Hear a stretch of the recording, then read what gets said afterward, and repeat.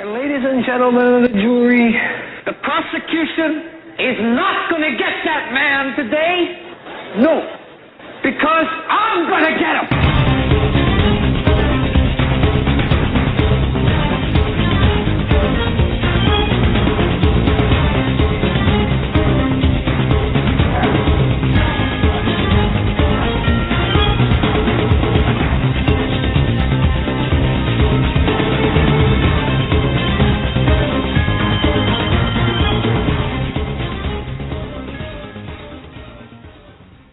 Welcome, ladies and gentlemen, listeners from coast to coast and worldwide to the fastest-growing radio show on the Internet, the Hagmann and Hagmann Report. This is a live broadcast. Today is Friday, July 27th, 2012. I'm Doug Hagmann. I'm the founder and director of the Northeast Intelligence Network. We're on the Internet at HomelandSecurityUS.com. That's HomelandSecurityUS.com.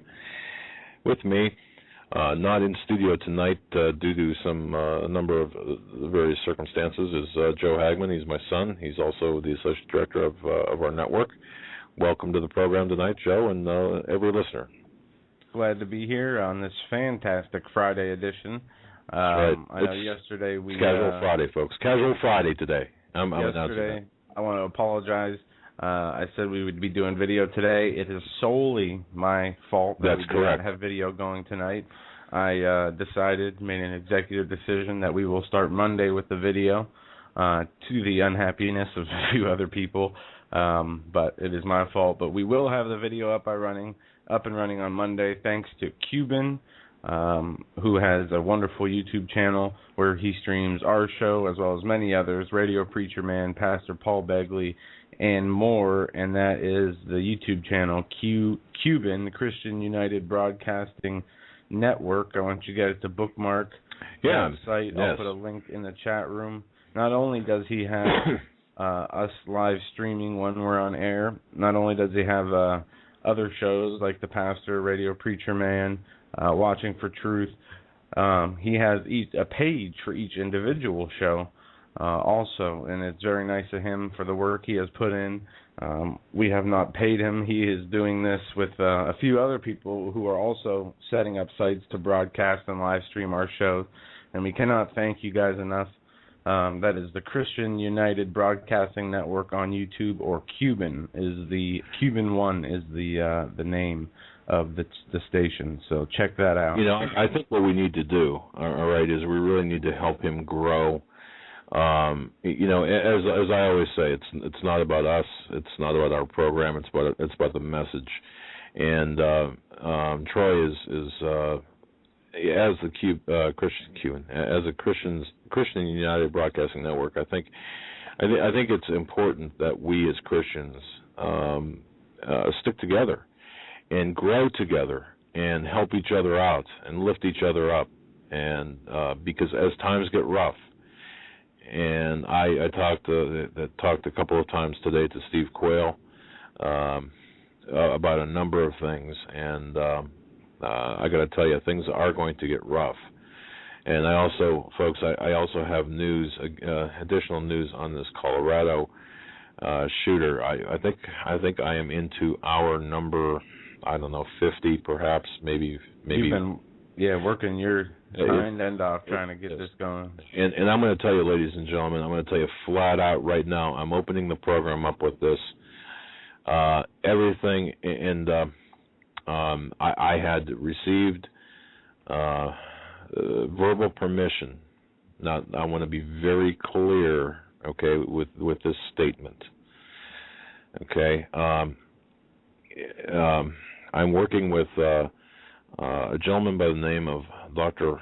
Randall Strandquist. He's a forensic psychologist licensed in Washington State. He is independently assisting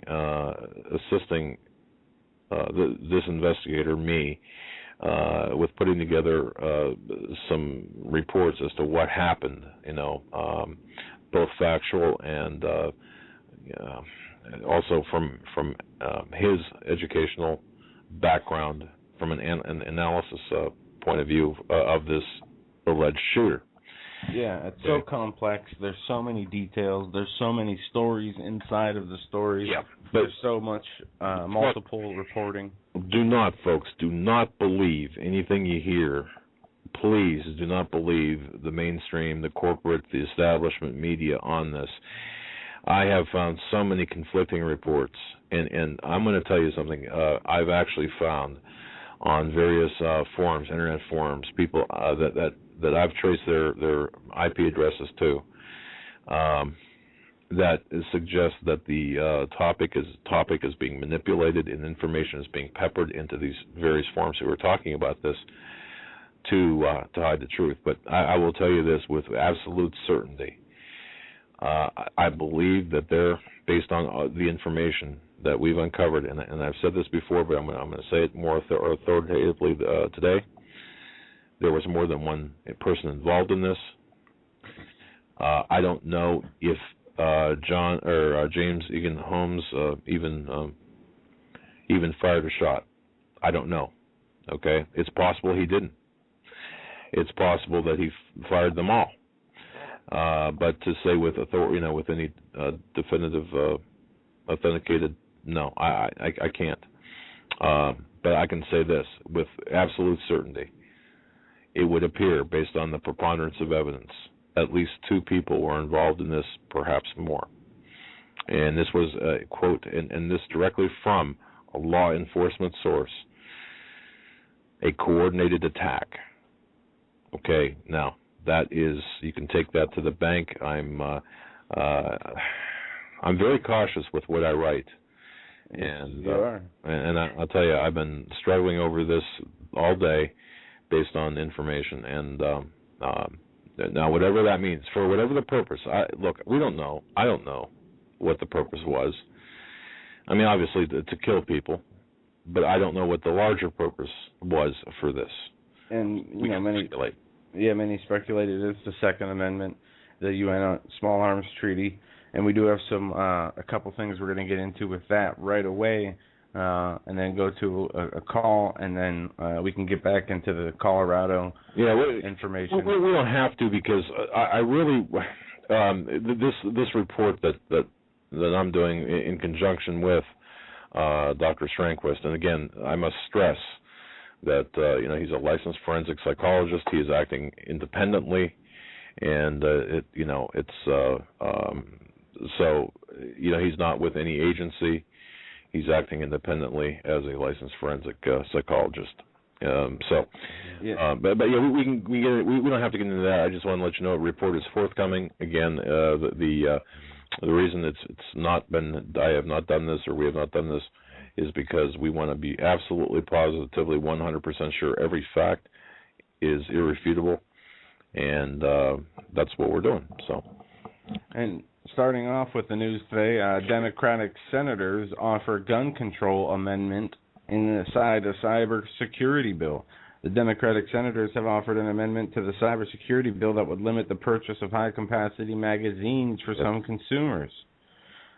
Shortly after the Cybersecurity Act gained Senate approval to proceed to file proposed amendments and vote next week, Senator Chuck Schumer, a sponsor of the gun control amendment, came to the floor to defend the idea of implementing some reasonable gun control measures. We have the audio of that.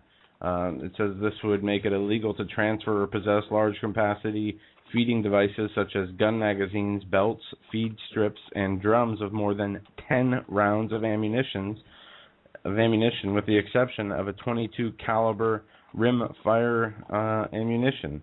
And we have the audio of what he said right here.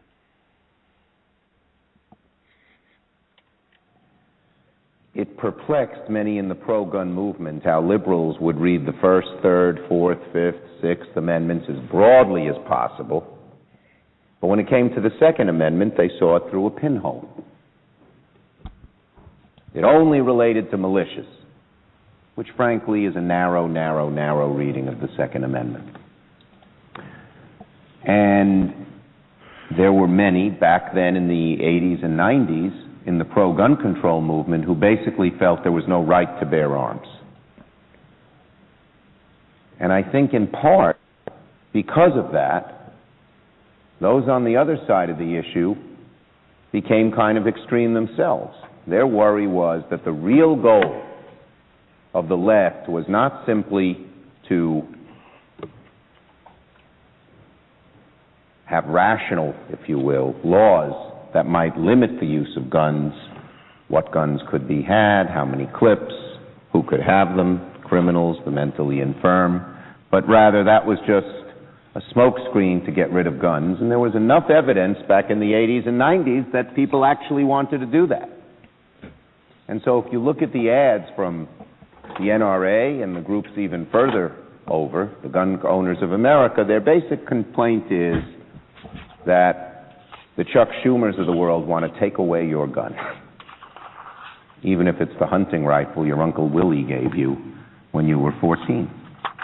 And I think it would be very important for those of us who are for gun control, some rational laws on guns, to make it clear once and for all that is not our goal. To make it clear that the belief is that the Second Amendment does matter, that there is a right to bear arms, just like there's a right to free speech and others.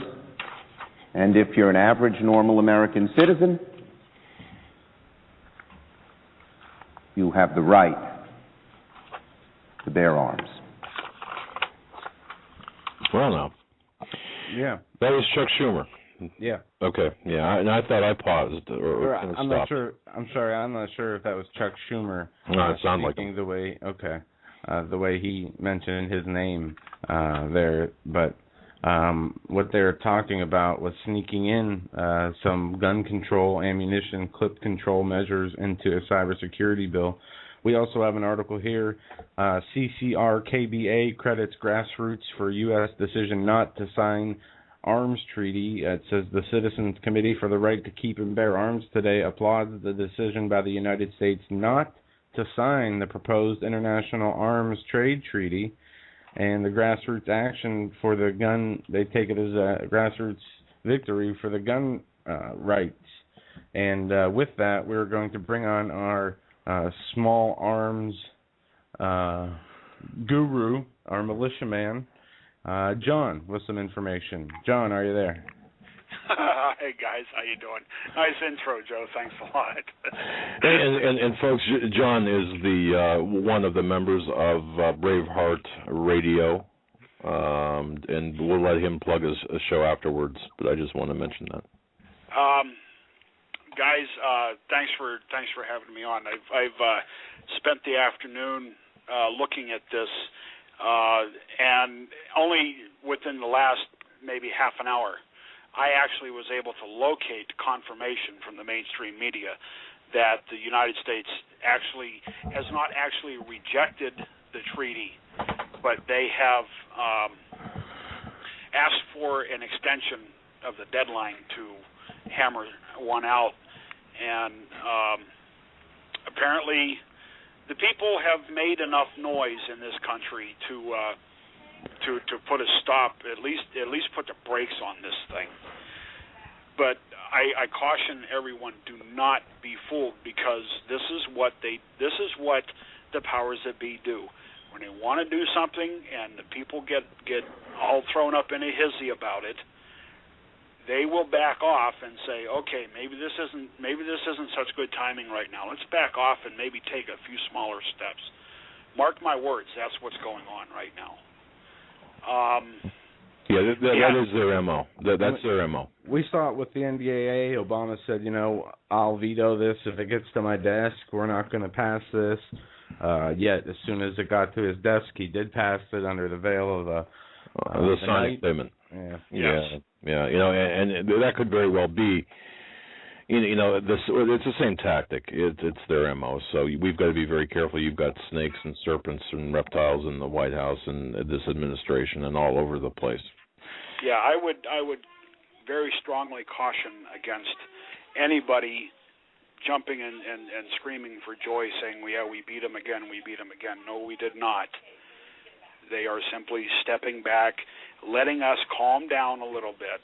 Right. And just like they always do, they're going to sneak things in one at a time, one little detail at a time.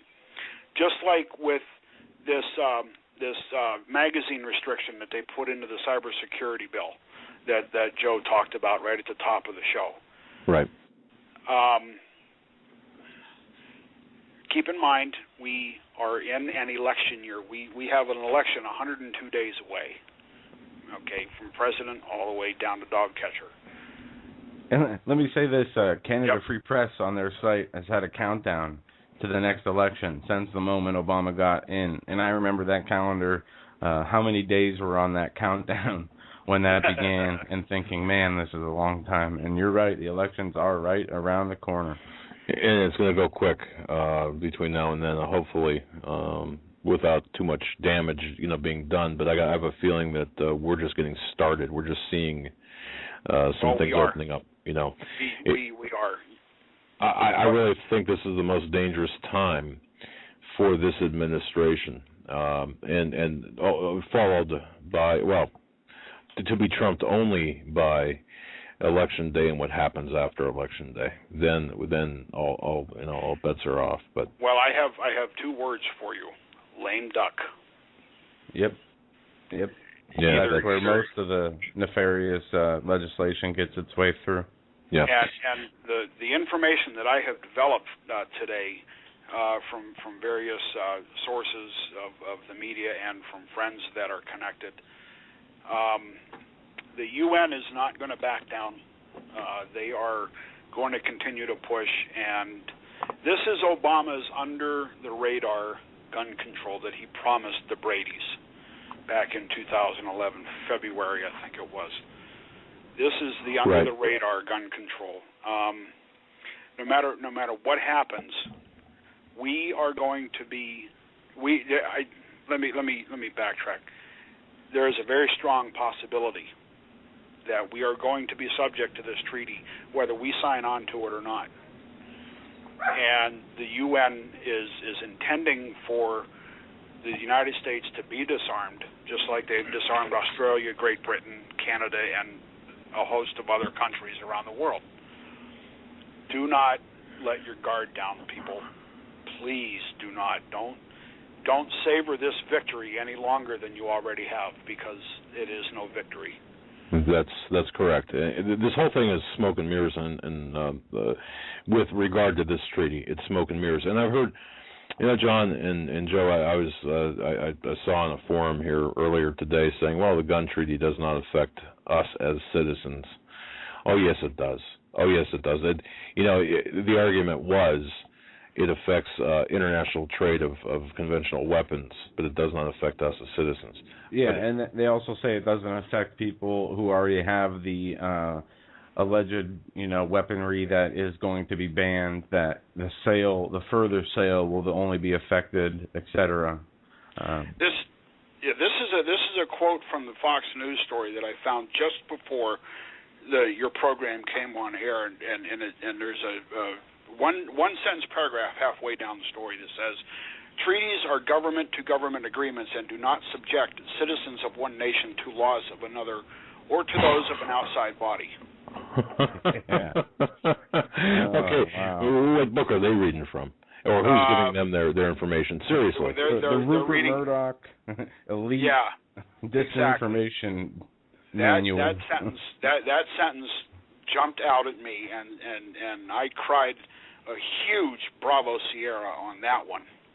Yeah, and it's amazing though how many people sit there and hang on every word of Fox News or hang on every word of MSNBC, depending on which aisle, side of it is.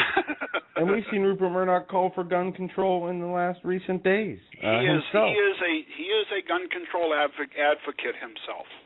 Yeah, so all those people that watch Fox News, just know that the owner is only there to continue to push for further gun control measures. And do not forget, Fox News has got 14%, the News Corp has got 14% ownership in Saudi Arabia. Yep. Oh, yeah. That's right. I forgot about that. Now, the Colorado shooting, which, Doug, I understand from your opening shot in the program that you've developed a lot of information. Boy, I cannot wait to hear what you got. People apparently can't. There is no way that is not a staged event to gin up support for the arms trade treaty. The timing is too suspect. The carnage is enough to make people cringe and say, "Okay, we need this." This is my opinion. I have not developed any information on this. It's simply my opinion.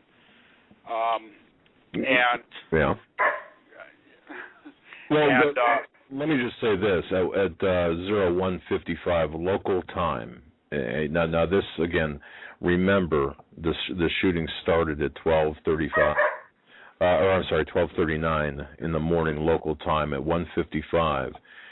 An officer breaks temporary radio silence with the following, and I'm going to quote this verbatim.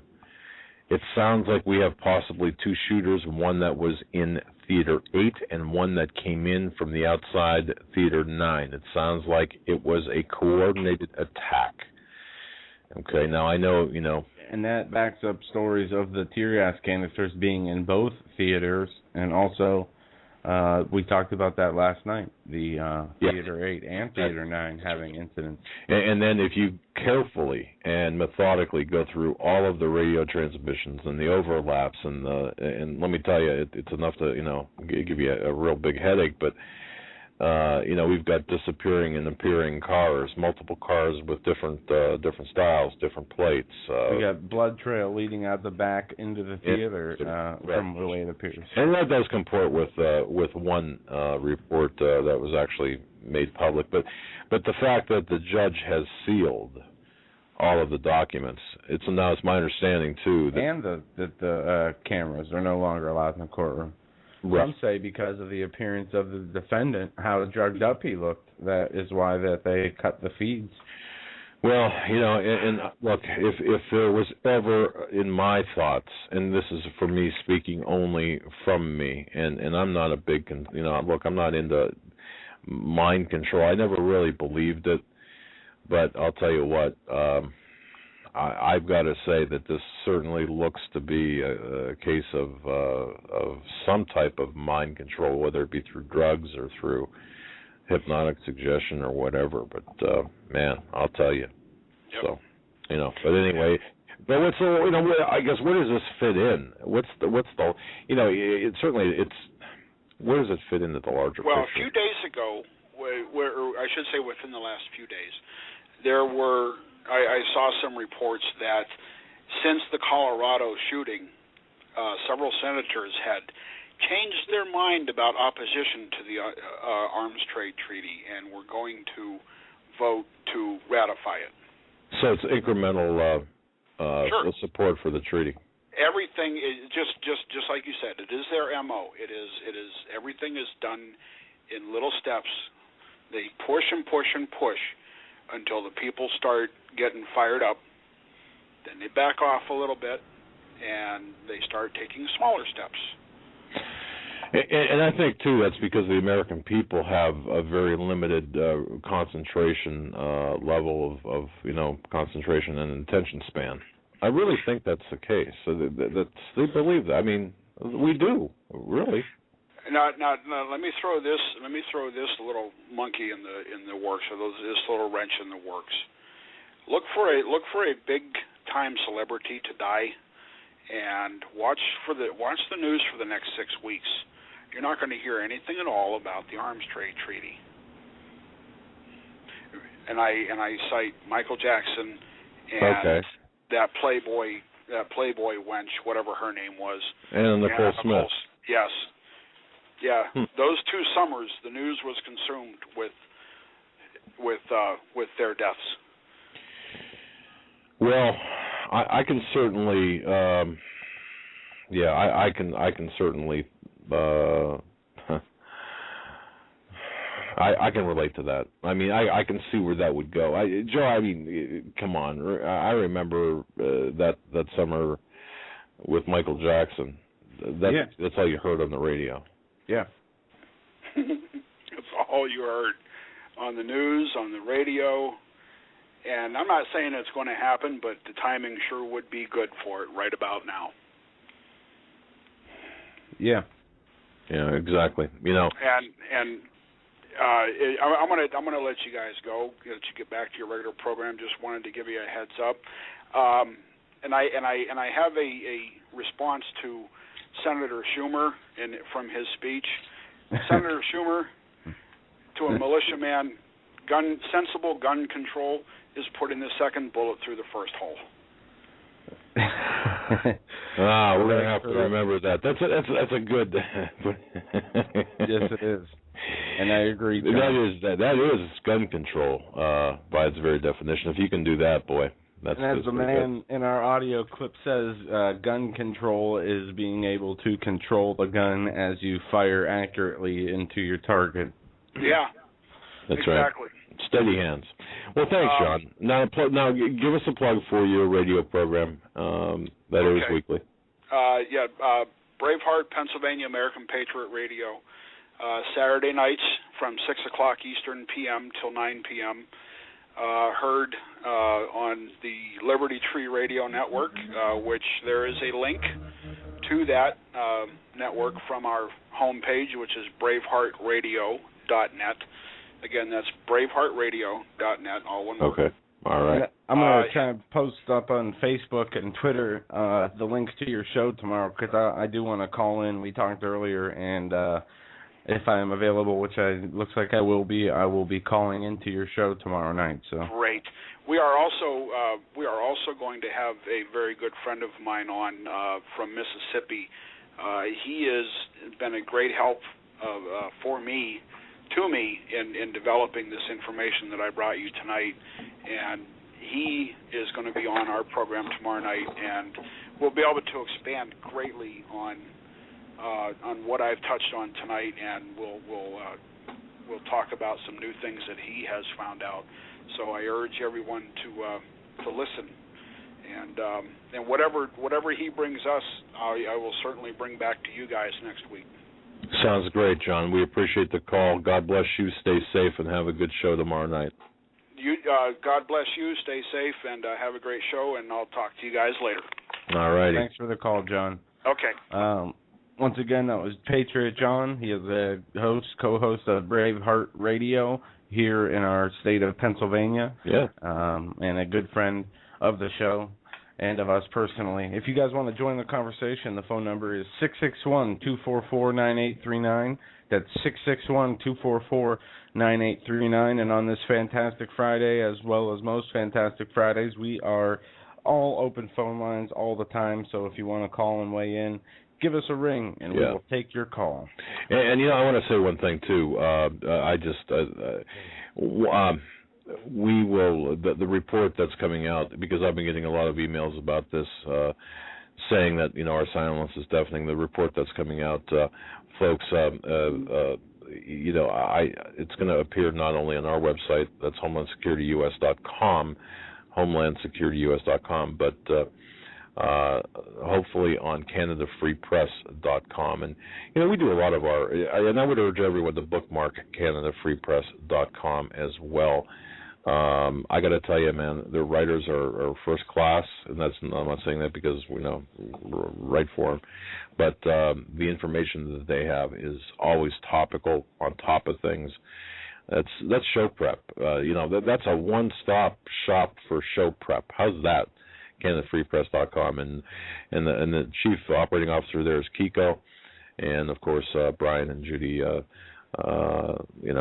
Brian's a super tech guy, and Judy is just a fantastic editor, and what a great site. But you can tell that, and I'm not getting paid to say that, so I'm just saying that Canada Free Press is an excellent source of information. They're one of the few that are not afraid to tell the truth, regardless of the party lines or who it hurts, or the truth is the truth, and we need people who are willing to put the truth out there, even if it damages themselves, for the sake of truth.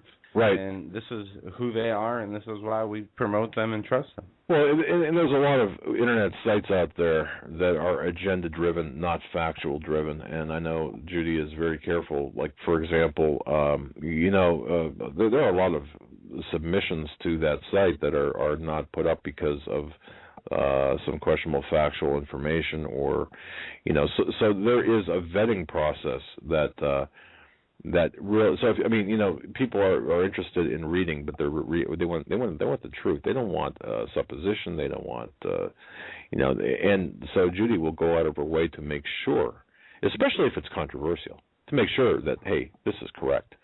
And that's the same thing we do at HomelandSecurityUS.com, which we don't have the volume of articles at the moment. I promised a huge update last night. That huge update is still pending. I've got multiple articles here ready to go. And hopefully after the show tonight, it's just finding the time to finding the time if sometimes you got to sleep. Yeah. But anyway, I got a story here that's I didn't send to you, and I don't know. It's not anywhere on Drudge, I don't think, or around the internet. I found this on the Washington Post, and it was the Amazon. I lost it here. The owner of Amazon just pledged here it is. Amazon founder gives $2.5 million to gay marriage effort. Amazon founder gives $2.5 million to gay marriage effort in Washington State. Bloomberg balks at Chick-fil-A ban. Yes. Dem polls show GOP up in 6 North Carolina, but this goes on and on. Well, Chick-fil-A, okay, no, the people have to understand what's going on with Chick-fil-A, and this is something, folks, that this is how wars, I mean, you talked about, propaganda wars, what's going on. Chick-fil-A is a Christian-based restaurant. They're closed on Sunday. They don't work on Sunday, and they're very pro-family, anti-abortion, anti-gay marriage. Well, isn't it funny that for example, Rahm Emanuel will call the owners of Chick-fil-A, everything in the book, and yet let Louis Farrakhan and praise Louis Farrakhan. Yeah, I saw that today. Yes. What's the deal there? Well, obviously it's the erosion of the morality here in this country. I mean, it's like Bloomberg saying, he's not going to let, we'll say, Tim Tebow, who's the very openly religious quarterback, right, come to New York City for, City Hall for an award because of his religion, at the same time inviting, Kim Jong-un or whatever to come, or, some kind of dictator. It's just the way they do things is completely, they just don't care. We know there's lawlessness. We know there's evil abound. And they don't care that it's in the open anymore. As I stated a few shows before, the veil is thinning, and they don't care, which scares me, because the less that they care and the more that they put out that they know is damage for their image that can be used against them, it's like they're getting ready for something a lot bigger to come along that will push all this little stuff aside, and people won't make such a big deal of it. Well, what kind of got me, and again, it almost makes me reach for the tinfoil, is there was an announcement today that Chick-fil-A chief spokesman Don Perry, he died unexpectedly Friday morning, this morning, which, he had worked with the restaurant for about almost 29 years, and he was very well respected, very well liked media executive in Atlanta and the University of Georgia, and he was very outspoken against very outspoken for the morality, American morality, and just anti-gay marriage, and he's not afraid to talk. Boy, and this Chick-fil-A gay flap really should be a wake-up call for companies. Yeah. Okay, because look, I mean, we're beyond that, but yes, you're exactly right. It should have been a wake-up call for churches. When that's right. People getting churches being told that they must marry gay couples, even though it's against their faith, or they have lawsuits pending against them. It's not, the First Amendment at work. Well, and here's the problem I have, because we own a company such as it is, And here is Chick-fil-A, for example, Boston's mayor of Boston, pledged to block Chick-fil-A from opening any stores. Because of their stance on the Bible or biblical definition of the family unit, which the deceased, I might add, was a proponent of and an advocate of.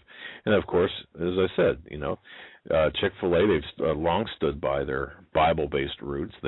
Stores closed on Sundays. They've donated millions of dollars to Christian causes. But when shouldn't it be closed on Saturdays? I mean, well, okay, we can get into this argument, but do we really want to? No, and I know I brought that up knowing that we could get into a long debate, but still, the point, it wouldn't matter Saturday or Sunday. The attacks would be the same. Right. But Dan Cathy, the president of Chick-fil-A, he went public. He had the guts to take his company public to defend his company's stance against gay marriage. And that just set off just one huge firestorm. And, it even got Rahm Emanuel involved in this. And, and companies like JCPenney, who hired Ellen DeGeneres as its spokesman, again, we're looking at a morality war here, a values war. People are fighting to erode our values, our Christian values, and I, for one, will support, for example, Chick-fil-A over any other restaurant. But the more important thing here is this: if they can do that to Chick-fil-A, for example, say we're not going to allow you to open up here because of your beliefs, that's some pretty strong. That's a strong message. This is no longer America. This is now North Korea, China, or Nazi Germany. Yeah, and it's so. Now, I have to say that if you look at their sales charts, I know that as a company, their sales are way up. That is Chick-fil-A, and if you look at what's going on with JCPenney, their stock, their common stock, has really gone down into the toilet. So, maybe there is this unseen fight taking place, and people are paying attention. I hope that's the case. Yeah, I agree. And as you mentioned, Amazon now is into the fray. Oh, come on. Yeah, and I came across this article today. An Oregon man was sentenced to 30 days in jail for collecting rainwater on his own property. Yes, you sent me that, and I now think... A rural Oregon man was sentenced Wednesday to 30 days in jail and over $1,500 in fines because he had 3 reservoirs on his property to collect and use rainwater.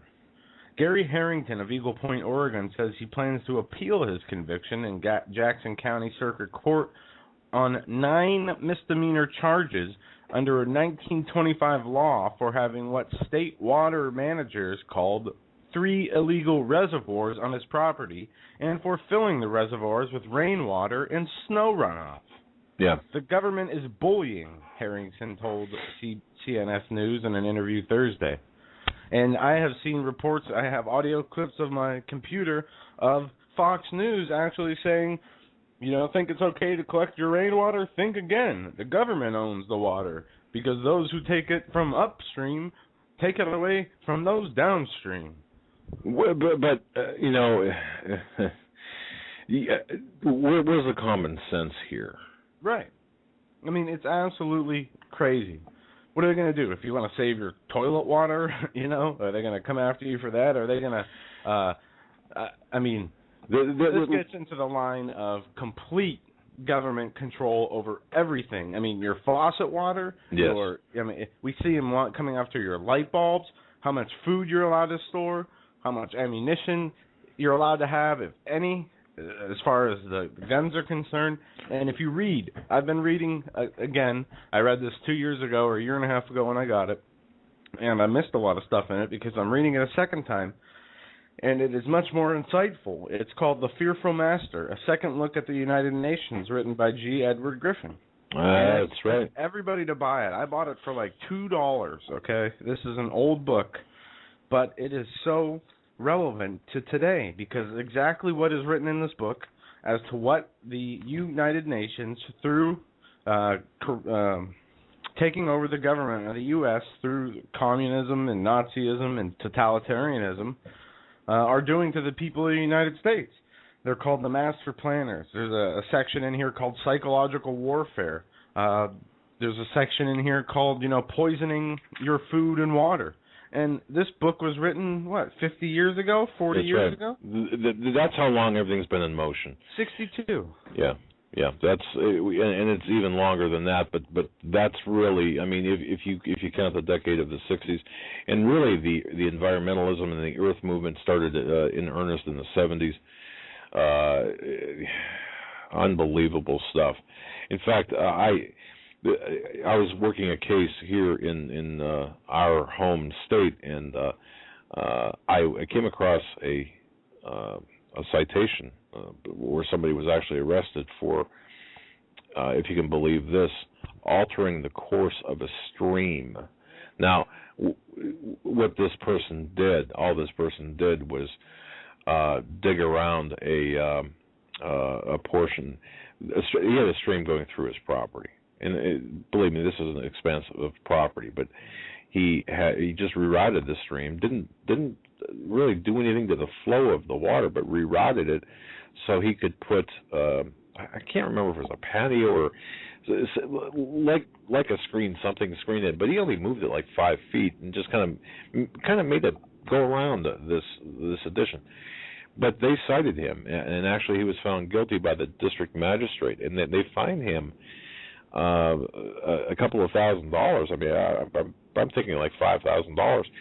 But I had asked, and this is a number of years ago, and I had asked the magistrate.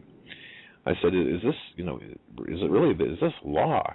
And at that time, I had no idea, but he referenced Agenda 21 at that time, at the magistrate level, so they knew. So a lot of these,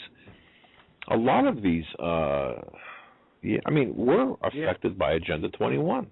And I don't mean to switch gears and change your topic here, but the Olympic opening ceremonies have started, and we said we were going to say a prayer for the Olympics, for the safety of the people involved, for the personnel, for the people watching, the spectators that are live, for the people who are just live in London. So with that, I guess we'll just say a prayer, and we'll say, Lord Jesus, we pray for the safety of all those in London. We pray for the safety of everybody during the Olympic Games, whether in London or around the world, that you keep us safe from nefarious plots, from people wishing to do harm on us, and that you keep your protection around all of us.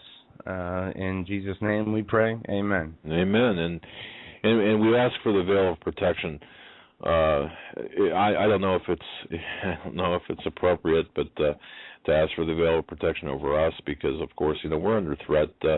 And every listener, our listeners, our guests, yes, supporters, behind the scenes, and on the front lines. We pray for you. We'll pray for ourselves, and we'll pray for everybody else. And that's something I never thought 10 years ago. When I was doing radio with Kathleen Keating, and I never thought, and she would counsel me, and she would tell me there'd come a day when you will be under attack, and you might not be able to speak freely in America. And I thought, Kathleen, come on, but man, she was right on the money, and Steve too. Steve Quayle was a big, and I remember, not that you thought he was crazy, but you didn't always agree with what his analysis was. I know. And I told him, him and I, we'd have a mini conversations. Yeah, this is when I was, growing up and just learning the ins and outs. And I was never interested in politics, not till right before Obama got elected. Well, it's not even politics. It's good versus evil, and that's the root of everything. It's good versus evil. We've got a war going on, and it's a shame that more. It's a shame that we have a lot of resources, a lot of talented people dedicated to this right-left paradigm as opposed to good versus evil. But that said, let's go to the phones, Joe. If we have any callers, do we have any callers? I didn't check with you. Yes, we do. We have some callers. We are going to go first. Go for them. To area code 215. You're on live with the Hagmann and Hagmann Report. Hey guys, how you doing? Not bad. Excellent. What's on your mind? Well, a lot of things are on my mind, but I'm not going to take all that time. First of all, I want to let you guys know that I get all my information from you guys and from the website from Dan Quayle. I constantly post on Facebook, whatever chance I get. I speak to people, but I get my accurate information through you guys and Dan Quayle. And every time I come to this show, I really feel blessed. So I want to thank you guys for all that information you give us. You give it to us with love as well. And even all the people that are here, you can actually feel in what they post that we're all in the same here together. I just saw a disturbing video on the Olympics and the opening ceremonies, and it's definitely a celebration for Satan.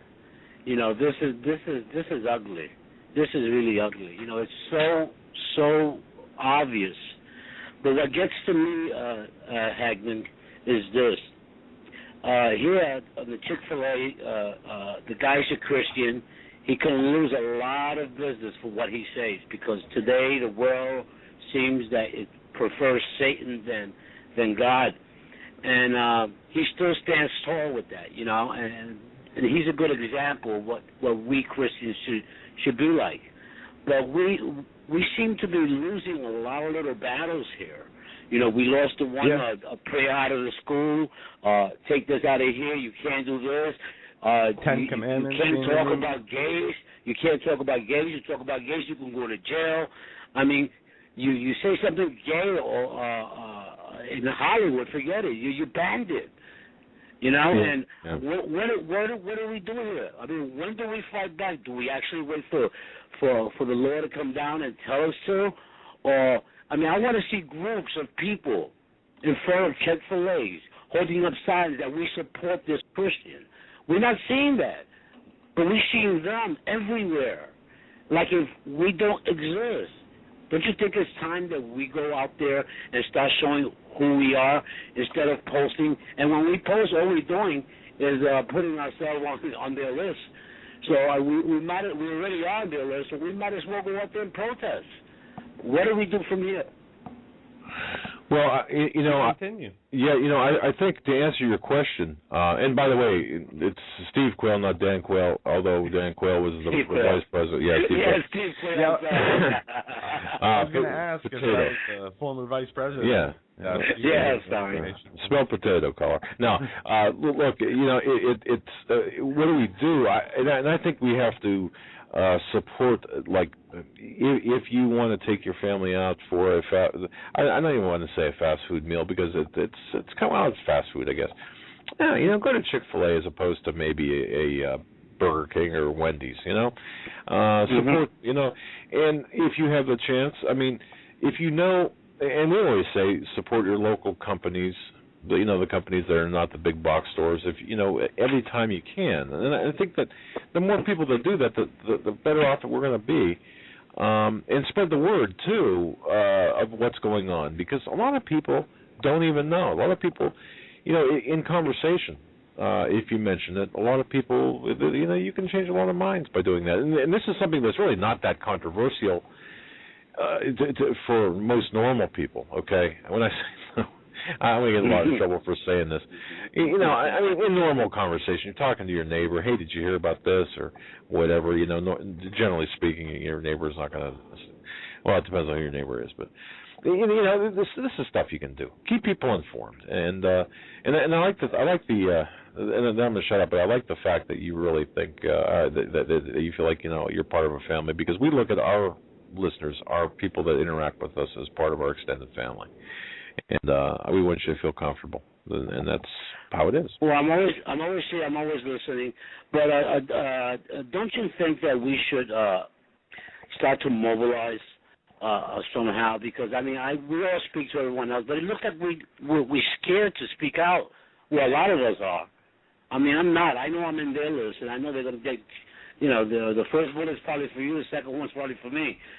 But we just sit back and let these things happen and say, oh my God, look at this, oh my God. When these people protest, we should counter-protest. I agree. We should start selling things. So, who do we go to? Is there some people that or do we start to have to start forming these things now? Well, these groups. If I understand your question correctly, what I think we have to do is I think that we have to, your question is when do we mobilize, and then kind of like how. And I think the when is we're going to know the time, and I've been in thoughtful, really thinking about this. We're going to know when it's time to mobilize, and when we mobilize, it's not going to be a passive type thing. It's going to be a proactive mobilization. And when I say proactive, I'm not talking about violence. I'm talking about we are a force to be reckoned with. We're together. We're locked armed. We've got our arms locked. Right, like they are. Our enemies are the most organized, financially backed with our tax money. They have their stuff together because they know what plans they want to implement. While we are fighting the attacks, we're learning about the attacks. We're thinking about how to counter the attacks all at different times because we're all at different stages of our spiritual, awakening and our truth journey we're on. But yes, we do need to be one. But you guys don't see ourselves being weakened. They're taking our weapons from us. Eventually, they're going to be knocking in my house and taking my Glock and my shotgun. They're going to be doing it to everyone's house. They're taking every right from us. Slowly, they got foreign troops are going to do this because the foreign troops do not believe in the Constitution like American troops. So they're going to go. We're losing little battles, and as we lose them, we are getting weaker. Yes, and Article 15 of the Arms Trade Treaty does state that if ratified, it provides for foreign assistance to implement the treaty, meaning that you will have foreign troops here. So Article 15 of the Arms Trade Treaty does state unequivocally that it mandates nations that the nations who can provide requested support must do so if requested by member nations. And that includes legal, financial, technical, as well as material assistance to enforce this treaty. So that means that, yes, you will have, under Article 15, UN troops taking away weapons. But I'm going to tell you, when it gets to that point, it's going to be ugly. Ugly won't even begin to describe it. It's just not going to be pretty. And then Michael Savage can sit back. Do you think this is why the troops are here now? Yeah. Oh man, Joe. Is this the beginning of this? Yeah. I don't. I see no other reason why the troops being here. I've had conversations with a military expert. I'll call him. He was in special forces. Look, I don't know. What do you think, Joe? We've talked about this. We've bantered back and forth about this. About the troops. Foreign troops. Yeah. Is this perhaps Russian and Chinese troops? Okay. Well, one thing I've heard is a lot of people not taking Steve and those people to task, but saying that there has been a lot of hype and very little people seeing foreign troops. But I do believe that they're here. I believe that they are stationed inside of our military bases. I believe they have their own bases that were given them by the United States as part of some kind of deals, especially China and Russia. I know that they are in Mexico. They are stationed on the other side of the border in Mexico. And north of us. Yeah. So, I'm not saying it's false by any means. I do believe what Steve Quayle is saying. And maybe we haven't seen with our own eyes this yet, but I think that's the point. We will not see this until things really get crazy. Yeah, and people often say, well, could you imagine if the news or somebody who was a journalist found, got footage of 20,000 Chinese troops training at like Fort Bragg or somewhere in the middle of America?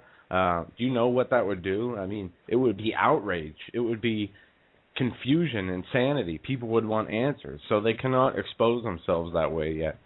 That's true. And I've also heard of national lands being used for example, national forests and national lands. And I'm not falling on either any side of this, but being used for the positioning of troops or for hiding, if you will, for lack of a better term, hiding troops, foreign troops. But then again, as the military expert that I consulted with stated, for every troop, for every person, every foreign troop, you've got to have support for that person or for that brigade or platoon or whatever you want to call it. So, where are they? Well, I don't know. But I do believe they're here, as Joe does, and I believe that they're here training the Spetsnaz. Well, the big question that I've got is why Spetsnaz here in this country? What are we doing training them or training with them? Or we've got no business. They've got no business here, and we don't have any business training them with our weapons. Right, and two of them are Russia and China, who are always opposed to everything we do. I can see if Great Britain was here, we're doing some exercise, but you got Russia and China who both hate us. Yeah. It's insane. It really is. But I think by the time that they're exposed, I think that then we will, it's going to be game on, and at that point it's going to be, we're talking about total anarchy. And I don't think they hate us as much as they are implementing the goals and agenda of the New World Order, as well as securing resources for their populations. Yeah, I do too. We'll call it. Thank you, guys. What a great call. Anything else? Thank you. All right. God bless, man. God bless. Wow, Joe, I'll tell you. When we look at the plans from back in, and I keep going back to my book Communism and the New Left, issued by the U.S. News and World Report. We go back to the plans of the revolutionaries, and we see that they're the very ones in power. I mean, look at the interviews we did with Larry Grathwohl. Yeah. Look at the communist goals read in the congressional record from 1963. Yep. Look at the Communist Manifesto, the Communist Constitution, pretty much, that is the UN Constitution that they want to implement worldwide. Yes.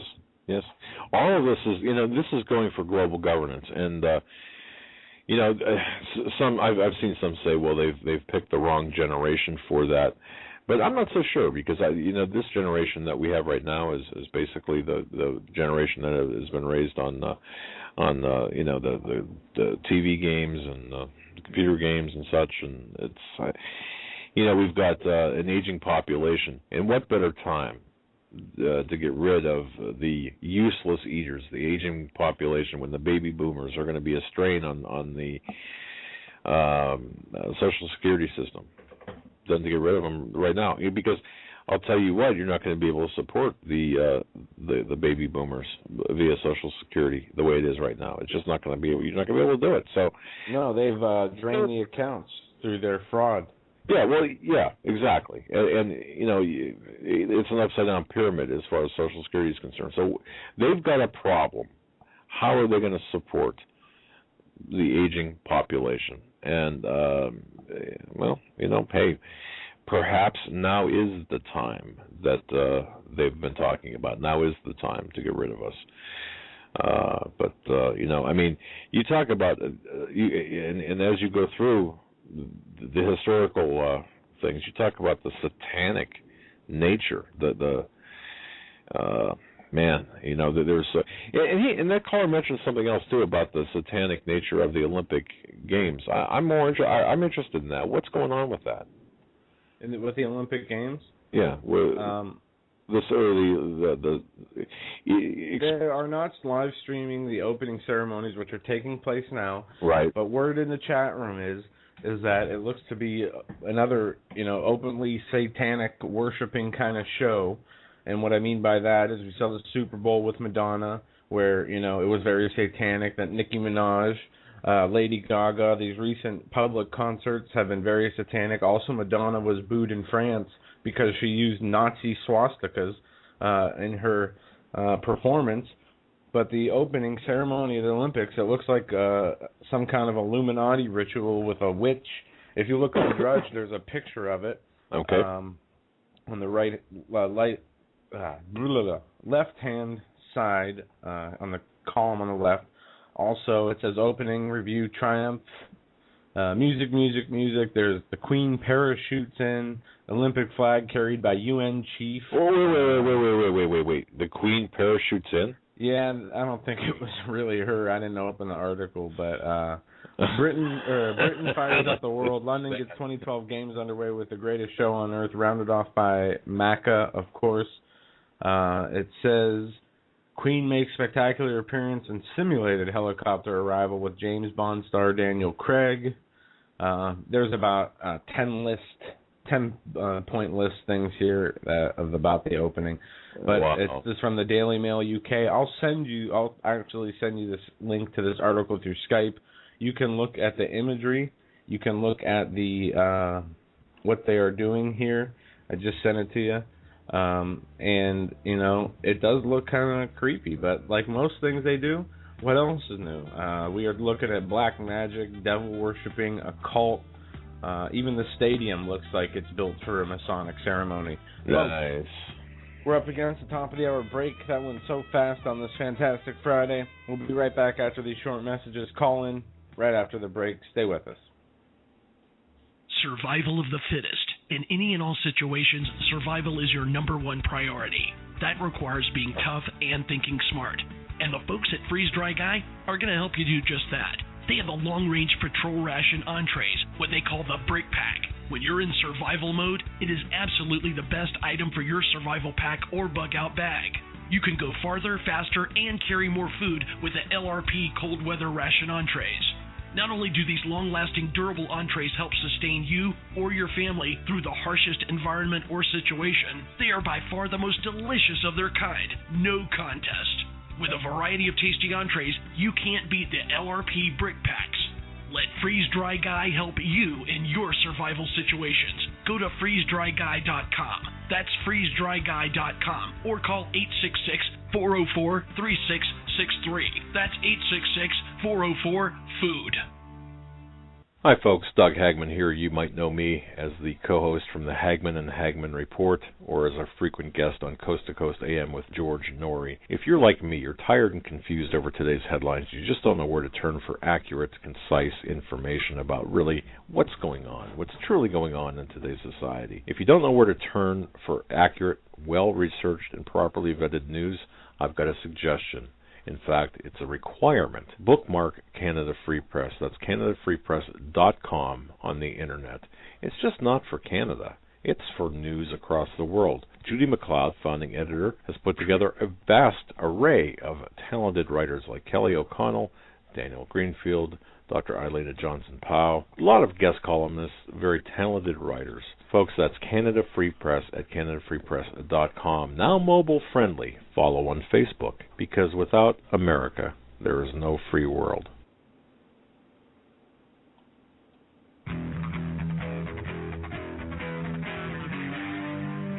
Doug Hagmann, one guy that doesn't need a bullhorn to get your attention.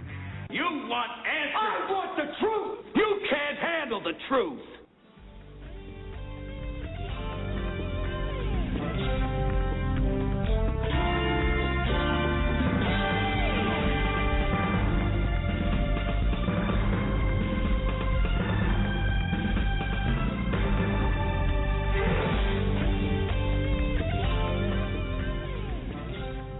And welcome back, ladies and gentlemen, to this July 22nd, 2012 fantastic Friday edition of the Hagmann and the Hagmann Report. My name is Joe Hagmann, my co-host Doug Hagmann. He is the founder and director of the Northeast Intelligence Network at HomelandSecurityUS.com. Together, we are the father and son premier radio show host team. And the first hour of the show, we covered a lot, got into the Small Arms Treaty, the opening of the Olympic Games. We said a prayer for those of the world who to be looked over by God's protection as these games take place and as these New World Order / Illuminati / international globalists look to wreak havoc on the world and create an event that will change the way we do business, will change the way we live forever. And we pray for God's intervention that He does not let that happen. We know time is short. We know we don't have a lot of time left, but we need to ask for more time so we can get more souls where they need to be. That's With right. that, making sure you're back here, okay? I am. And we're going to go right to the phone lines. We got a bank of callers. Call in if you want, guys. 661-244-9839. We're going to try to move through calls here, and we are going to start with Vernon. Vernon, you're on the air. Are you with us? Oh, yes. Look up, gentlemen. The king is coming. God bless. Indeed. Okay. And Doug, I'm getting ready to tell my age here, but slowly we turn inch by inch. Remember that? Yes. Well, that's what's going on. That's what's going on. Inch by inch, they're destroying our way of life. And the problem is we're moving too slow. Now, the gentleman asked, what can we do? Can we protest? Well, the first thing we need to do is still wake people up. There's a mass of people, and even within the church, that is still asleep. When you try to bring it to their attention, they don't want to hear it, even in the church. Yes. They don't want to see it. They don't want to know about it. And there's a difference between two types of people that are not awake. One of the types are awake in the Lord and have His salvation, which is definitely excellent, which choose to remain, outside of what's going on in the world, but keep that relationship close. Then there are the other church members who are not awake to world events nor to the salvation of the Lord. Exactly. And that's the dilemma that we're facing right now. It would be ideal if everyone could see what the information that you're bringing to the table. It would be ideal if everyone could understand what it is that Pastor Paul is preaching. It would be ideal if all the churches would wake up. That's not going to happen.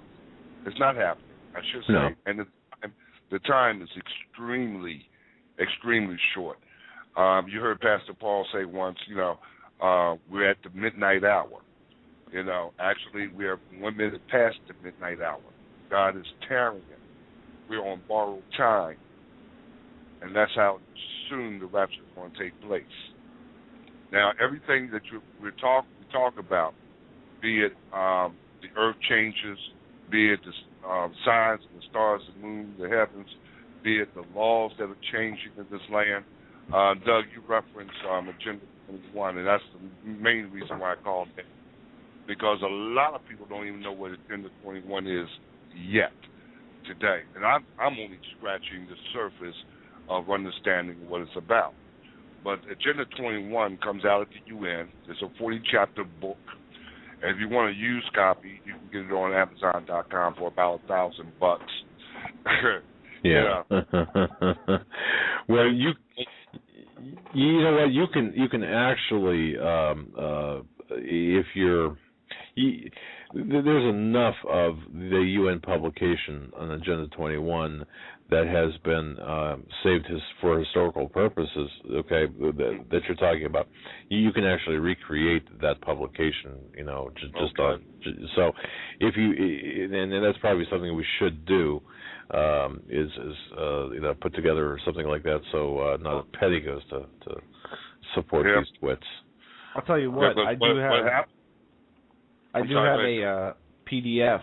I'm going to try and find the address and post it to the chat room now, or in the next few minutes. That is has to do with, it's 2014, the Environmental Justice Plan, and it is basically an Agenda 21 plan with the environmental justice. Well, if you go to the UN.org website, Agenda 21's got their core publications in PDF formats or in HTML formats. So if you go to the UN, if you don't mind getting your browser dirty, go to UN.org, and the core publications of Agenda 21 are there, and you can see how twisted it is. The Earth Summit, excuse me, the guide, the different sections, just the table of contents reflects the international thinking, the globalist thinking, and although it's got flowery terms, it's like sustainable development, of course. Combating poverty, of course. No, right. No, well, all of this is evil.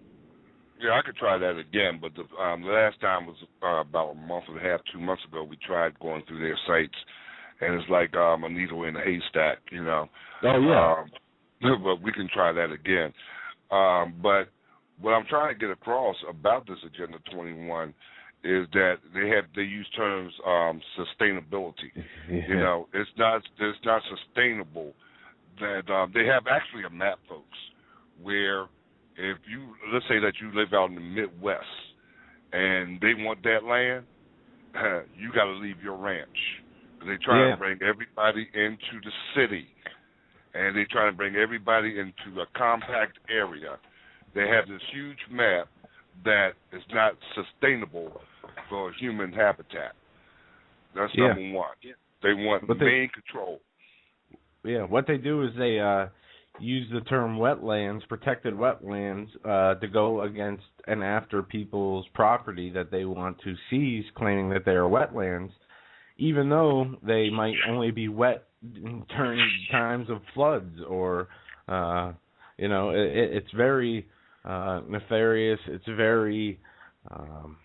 yeah, exactly. But some people would be surprised. Look, Agenda 21 policies, they date back into the 70s, but they got the real start in the 1992 at the Earth Summit in Rio de Janeiro. Okay, and who was president then? President Bush signed onto it, and Clinton signed it later and continued the program. So, a non-governmental organization called the International Council of Local Environmental Initiatives, ICLEI, they're tasked with carrying out the goals of Agenda 21. Now, currently, we've got over 600 cities inside the United States that are members of ICLEI, and the costs, for being members, are the taxpayers bear those costs. So, you've got to get educated on the documents on this plan, and you can do so.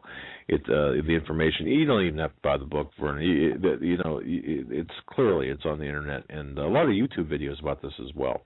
Just be very discerning as to the sources that you use. What's real, what is real, and what's not real. I understand that. Because what I'm trying to get across to the public is that this information stretches across every facet of our lives, between not only our land that we own, but also our educational system, our religious institutions. This book covers everything, and they're taking control of everything under the disguise of Agenda 21. And it's coming through, let's say, our local politicians.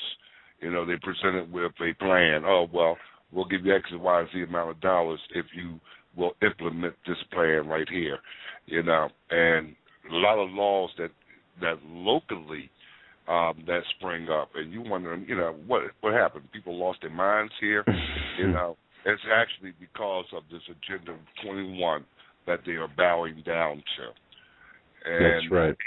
Even Panetta came up and told in Congress on C-SPAN, told Congress, we don't take orders from you. We take orders from the UN and NATO. Yep. And then we come back and tell you what we're going to do. He could have actually been arrested after stating that inside the Congress hearing where he said that. Mm-hmm. Yeah, actually, that's true. Yeah. So. But if again, trying to get someone that prefer their head stuck in the sand, that's virtually the impossible task. So all we can do as believers, Joe, in the body of Christ that the rapture is about to take place, all we can do is we were instructed to tarry as if there was a tomorrow. In other words, we're to carry on. We're to do, go about God's business. That's right. Yeah. Okay, until He comes, and that's all we can do. So well, that way, Vernon, we're not so heavenly minded that we end up being no earthly good. Okay, we need to go out there and we need to really do the job and make sure people are on the right side of things. Exactly. So okay. God bless you, Vernon. I just have one more thing. Joe, I'll send you a private email, a private message in the chat box before I go. I do want you to check out the page I built on my website, leading back to you gentlemen, and I need your approval for it to stay there. Okay? And also, a picture is worth 1,000 words. I'm still looking for a PowerPoint presentation in the conference room. Oh, we need to do that. We need to do that. Yes, we do. Yeah, we got to get hooked up with Vernon and get on his program there. Yeah, we do. Vernon, you're exactly right. We've been remiss in not doing this properly, but okay. Let's get it done. We got give us a call early next week. We should set that up. Okay, great. Yes. And thank you, Vernon. And ladies and gentlemen, what we're trying to do, and seriously, we're trying to make the move, put everything in God's hands, basically, and trying to make the move to do this on a full-time basis and saying, this is what's important. And it's difficult it's a difficult thing to do, but we're trusting in God that things are going to work out. So. Yeah, because a lot of people, if you what you're talking about, it's like they wake up then, they see it. Oh man, is that what they talking about? I didn't think that was possible. And then they wake up. You're not going to wake everyone up, but if we save one, that's right. Just one, then my job on earth is done. Well, anyway. Yeah. Gentlemen, God bless, and keep on doing what you're doing. And to everyone in the chat room, keep looking up. The Lord Jesus is on His way. Amen, Vernon. All right.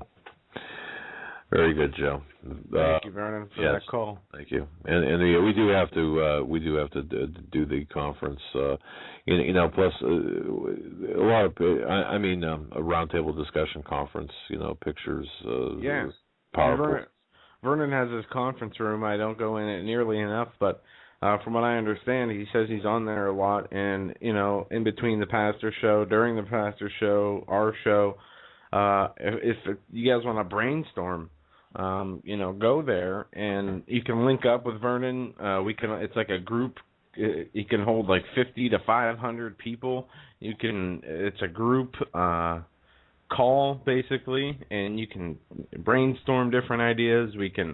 There's so much we can do with that. Like he said, put on presentations, give audio, show examples, and we need to utilize as many tools as we can to stick together in order to come out ahead in ideas, because these people are pushing their legislation through with no problem, because they have the majority as they get paid off by the Federal Reserve and different special interests to pass the bills that they want passed. We need to, as Christians, as a awake and united people, also do the same. As Americans, we need to do this. If for no other reason, as Americans, what we need to do is what we're doing, but more of it and more specifics. And Agenda 21, while we're still on that subject, folks, look, in 1997, George Soros's Open Society gave ICLEI like $2.2 million grant to support the local Agenda 21 project, and that's spread across the country, and I gotta tell you, all of this whole program is gaining in momentum and at risk from Agenda 21 right now is private property ownership, single-family homes. Yeah. Do you see Mayor Bloomberg started this new campaign to make 300 to 400 square foot apartments? Well, he lives in a 2,500 square foot. 25,000, I think. 100 or 12,500 square foot. 12, yeah. Okay. And he's telling people, oh yeah, you need to move into these efficient apartments. They're twice as big as a jail cell. What do you mean they're jail cells? They're twice as big. It's just ridiculous. Well, it's going to affect, not only, the single-family homes, the size of them, how the energy is monitored. And he attributes the people that are now, it used to be, 50 years ago, most people were married and had families. They needed the space to have, enough space for their children. Now we have, part of the population is homosexual. Part of the population refuses to be married. They're not sticking to the traditional family Christian way of life. So now there are more people, and when you used to have one person who'd have a family and have their residence, and all these people of their family, members of their family, were residents in this one place. Now we have an extraordinary amount of single individual people who refuse to get married, who refuse to be part of, moving with somebody else, et cetera, loners per se. And now that they are trying to, and the price that they're offering $2,000 a month rent for these 300 to 400 square foot apartments. Oh yeah, it's not cheap. I mean, I live in a 2-bedroom spacious apartment in my town and pay $500. Well, it's ridiculous, but once again, Agenda 21, they're openly targeting private property. Land, for example, cannot be treated as an ordinary asset. It cannot be controlled by individuals. It cannot be subjected to the pressures and inefficiencies of the market. It's private land ownership is a principal instrument of the accumulation and concentration of wealth, and therefore contributes, according to their plan, it contributes to social injustice. Think about that. Yeah, it's not fair that some people live in 1,000 square foot apartments or houses, while others are living in these 300 to 400 square foot apartments. That's what's going to come after they create all these and put all these people in it. Well, it's not fair. And we see this with the younger generation. That's and this right. is something we never got into too much that I wanted to. But the younger generations in the UK, Australia, the Western civilizations, in the way that they take after the old, the way that they regard the older people as taking up space, as taking up resources. If they were gone, I could have their stuff. The Bill Gates idea, kill granny to hire 10 teachers. This, unfortunately, is not the mentality of just the eugenicists, but of also the people, the younger generation, the Occupy Wall Street type crowd that are against capitalism, that don't want to work, but take other people's stuff anyway. And, what's going to happen when those people take other people's things and then are perceived as being rich by the next young generation? Are they going to appreciate them being killed, them being taken out for the same reasons they did it to the other people? Well, again, we have to look at the agenda of the people in charge, and I think this is a big part of it.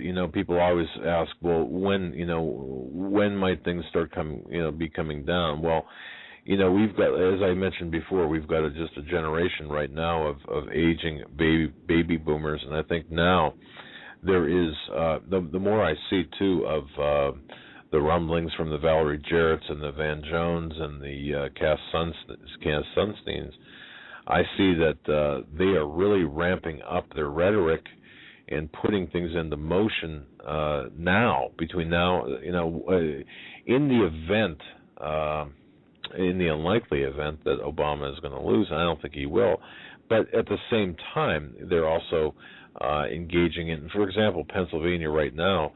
They're going through we're going through the motor voter bill, and the ACLU has sued Pennsylvania for demanding identity checks at voter registration or voter polling places. So we haven't gotten a ruling on that yet, to my knowledge. That's pending. But this is how they're doing it, and they're doing it at a frantic pace right now.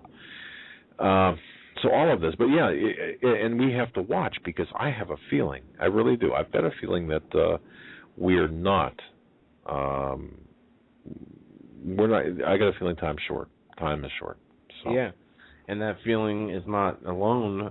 Many people have that feeling, and understand the times we live in are dwindling away. We have a bank full of callers. I think we are going to go to the callers. And I have a whole list of phone numbers here of regular listeners versus people who call in to talk, people who call in to listen, but we're just going to go through them all because I don't have all this in front of me. So area code 731, you are on live with the Hagmann and Hagmann Report.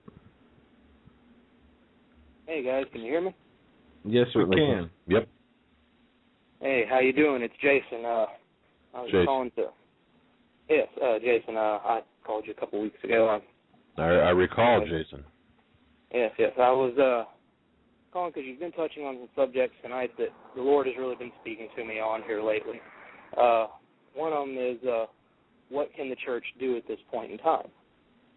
I think a lot of people are too focused on the physical means right now, as per, you have the elections, what's going to happen at the London Olympics and everything else, as opposed to really focusing on the spiritual. I mean, You're right. Have the church. Exactly. You have the church. Most of them aren't even awake to what's really going on. And too many are blind and ignorant as to the authority that we've been given through Christ Jesus to fight this spiritual warfare that's happening right in front of our eyes. Amen. You're exactly right. Well, no, wait a second. Authority, we do have the personal authority to combat the evil in our lives and those around us. I mean, the Lord gave us the spiritual authority to cast out evil, to cast out the demons that are plaguing us. We have the authority over these evil spirits. And you are correct when you say, so many of us are focusing on this. You're right. It's taking away focus from the Lord for a lot of people. Even if something happens, it's still, people are engulfed into the tragedy. People are engulfed into the event. People are not engulfed into what the Lord says about it. And that is a major problem, even with people who are awake. Exactly. Now, Jason, though, I want to just caution you. I don't believe that being spiritually awake and active is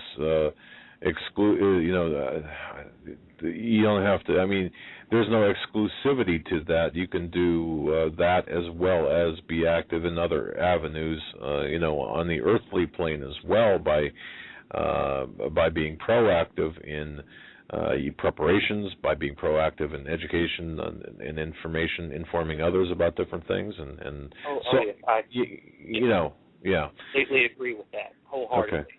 Because we'd be remiss if we didn't do that. But yeah, you're right. First and foremost, is the spiritual armor, which we need. We need that. But I'll tell you what, we need that. Yeah, and I want to grab my Bible here. Go ahead. No, it's well, Jason, is there anything else, my friend?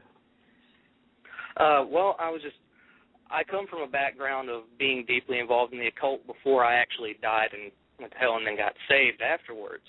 And I see all of these signs. I've had members of the satanic groups that I was involved with back in the day come to me very recently trying to get me to come back to them because in their minds I'm still their ally or what have you, because they really don't want to try to eventually have to take down what used to be a friend of theirs. But, it can't be that way, and that most people do not grasp or understand in the realm of the occult just what they have stepped into. I mean, even the practitioners of so-called white magic, the Wiccans, things like that, they don't understand that there is no such thing as white and black magic. Magic is magic. And everything is speedballing, and it's like a snowball rolling down a hill and it's just gaining momentum. Eventually it's going to hit the bottom and just explode, and it's going to be everywhere.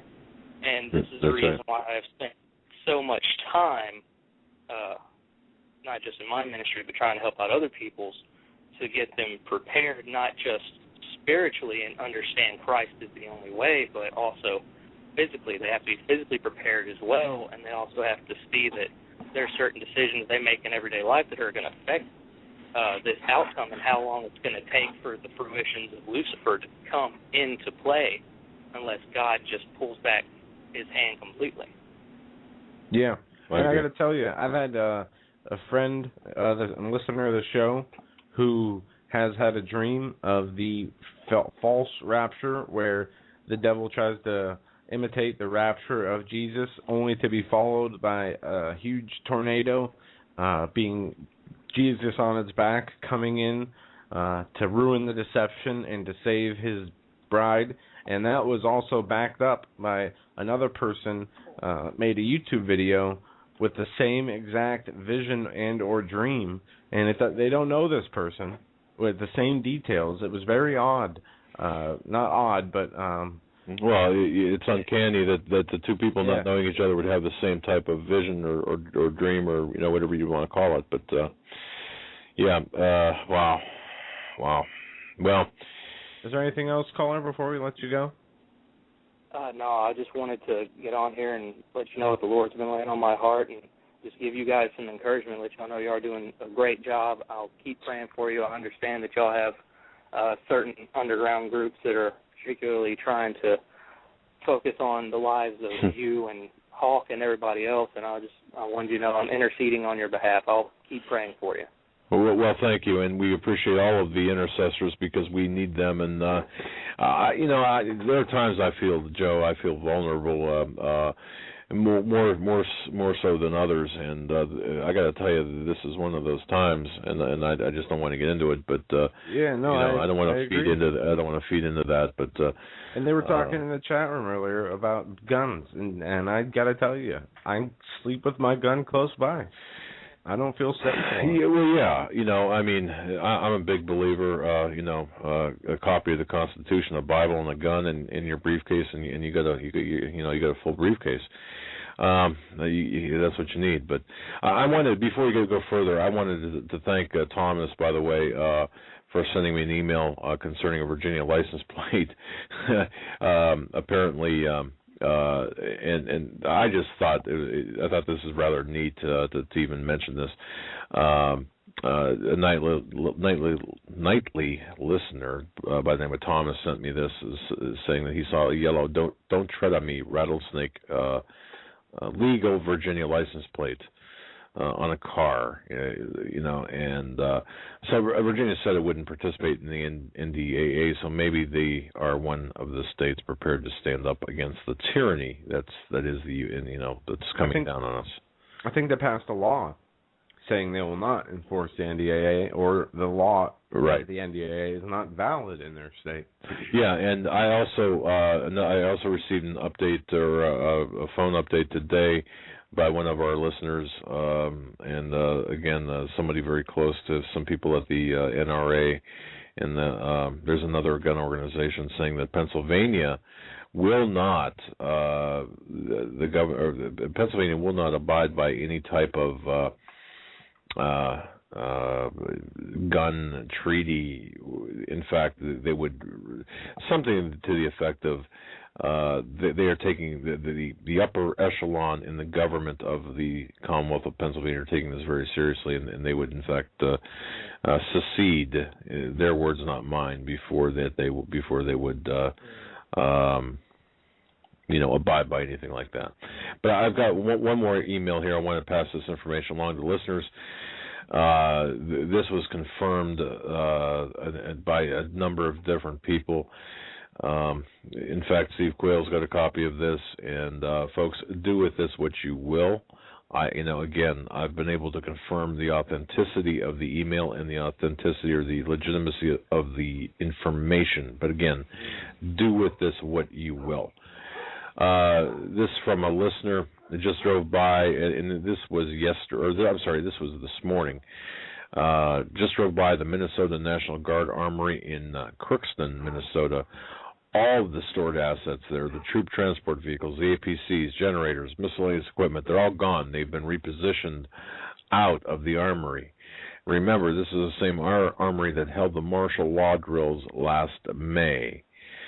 Now, this person's been driving by this armory and states that they've never seen the complete movement of assets from this facility, and that's going back a number of years. Apparently, there's also some follow-up on the restricted airspace over Devil's Lake. Now, the reason I mention that is apparently there's an expansion of restricted airspace in or around Devil's Lake. Why the sudden push for the restricted airspace? It might be possible to cover up what's going on in that general vicinity. You've got to wonder what's going on here, and this author does say something in the area. Something is definitely happening in this area. I'll spare you the rest, but there's a lot of stuff going on, and then from one more thing, apparently, the bottom line is this: there's a lot of military assets being moved throughout the United States. Some on train, some by train. So. We have a special caller on the line. We are going to go right to his call. Radio Preacher Man, you are on the air with the Hagmann and Hagmann Report. Are you there? Yes. Good day, gentlemen. How are you? Excellent. It is good to hear from you. And I understand you are back home. Yes.